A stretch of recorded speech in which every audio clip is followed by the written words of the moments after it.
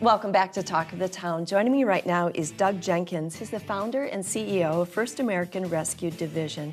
Thanks for coming on the show today, Doug. Thank you for having me. So I'd like to learn about your organization, First American Rescue Division. What does your organization do? What we do is we go out and look for people that are homeless and take them to temporary shelter, get them the services they need, and help them with other things like permanent housing, jobs, etc. Help them step out of that situation Correct. into something better. Correct. That's a very generous thing that you're doing. Thank How did you. you get started and get involved with helping people get off the streets? Well, I read a book from Dorothy Day that in the 30s, they went out and got homeless people that are off the street in New York City. And I got a homeless person off the street 4 years ago, and he lived with me for 15 months. And since then, I've been appalled at all the homeless people in the city of Madison, so I said I needed to do something about it. Good for you. I think people aren't necessarily aware of just how bad the situation might be. And even just helping one person can really, that's life-changing. So far, we've helped 9 people. That's wonderful. And you're using your own money to get this mission funded? Yeah, I saved around $40,000, and I realized that I didn't really need that money because I made enough money on retirement, and I was going to use this money to help as many people as I could to get off the street. That's amazing. All right. So you've helped 9 people so far, and you're Correct. looking ahead to do so much more. What are you thinking for the future for this organization? Well, if we get the funding, there's several buildings in the city of Madison that would make perfect temporary housing units. Are they apartment buildings? Are they? Some are apartment buildings, some are zoned agriculture where they could be converted into temporary housing for these folks. Okay, and so you're looking to raise funds to purchase those buildings, maybe do a little renovation, and then have that be temporary stopping points for folks? Correct. Not necessarily buy them, but rent them or buy them, whatever it takes to get that particular property. Get that property available for these folks. Correct. To get them off the Correct. street. I'm thinking especially in winter, right? It's terrible. Mm-hmm. You wanted to talk about the bracelet that you're wearing. It's got a compass. I know you probably can't see it on the camera real well, but there's a compass on there. Talk to me about that. Sure. I wear this to remind myself not to give up on this mission.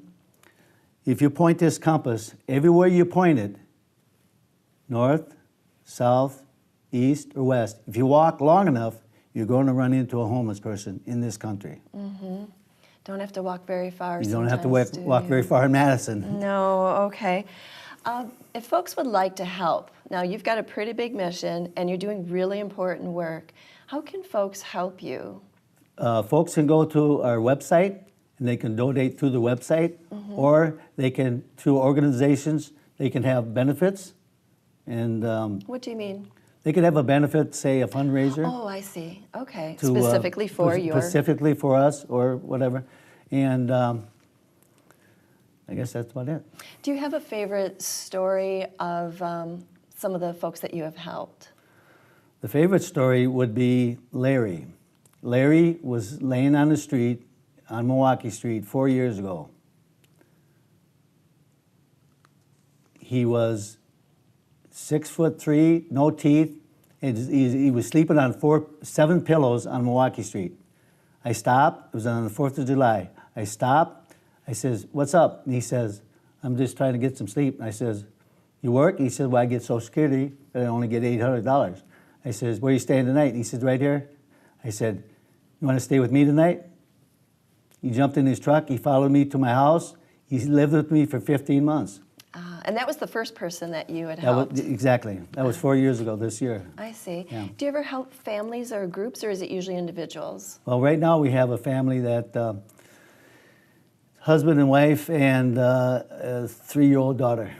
Oh boy, that's a tough situation. And one of the first females that we got off was Rebecca. She has a 7-year-old daughter. She's my secretary right now. Oh. Yeah.